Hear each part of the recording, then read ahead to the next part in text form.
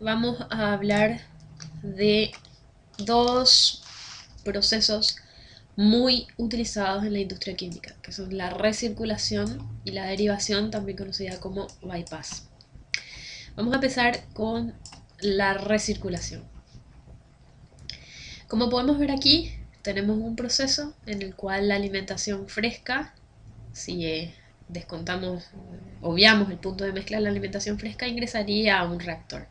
Entonces vamos a suponer que aquí tenemos una reacción determinada que está ocurriendo, sencilla, A da B. Evidentemente cualquier tipo de reacción que se lleve aquí a cabo adentro, cualquiera sea el tipo de reacción, es imposible que toda la cantidad de reactivo introducido se consuma por completo. Entonces evidentemente siempre va a haber una porción de A que va a estar saliendo, de reactivo que va a estar saliendo aquí. Entonces si el proceso sencillamente terminara aquí, estaríamos perdiendo una determinada cantidad de reactivo importante por cada cantidad de producto que estábamos sacando. Esto tiene un doble perjuicio.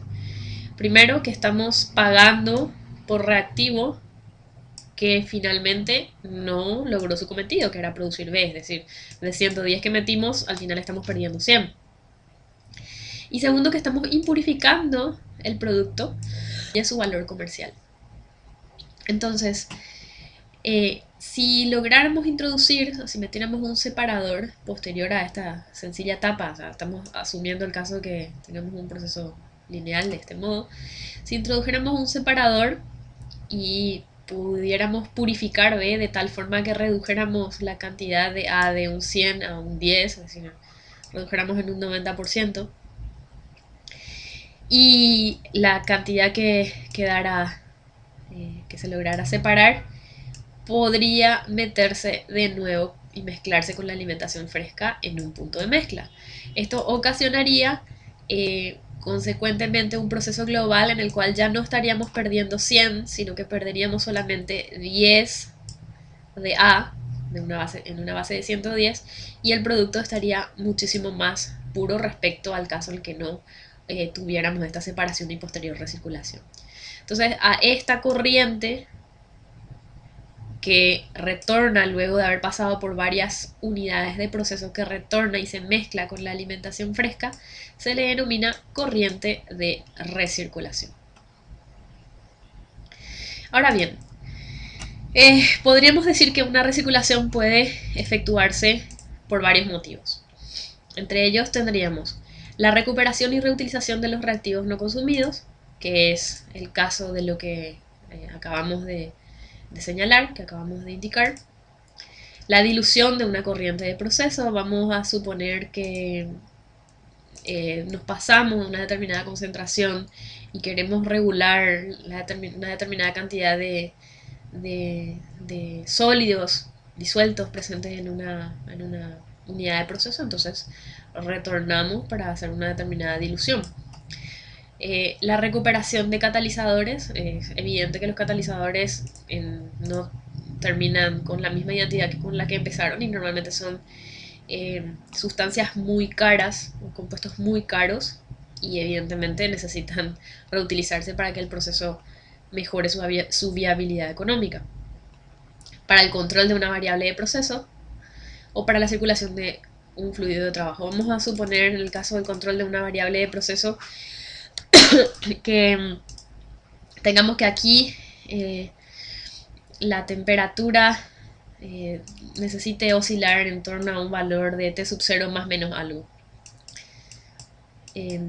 Y de repente, porque esto viene de una unidad de proceso distinta, esta temperatura viene muy alta. Entonces lo que podemos hacer es retornar una determinada porción aquí, que podemos suponer que está más fría, de tal forma de hacer que esta temperatura no alcance el límite superior propuesto en este punto y se tenga entonces un lazo de control aquí. Este sería el caso de la opción 4. Y la diferencia con la derivación o bypass, ¿cuál sería?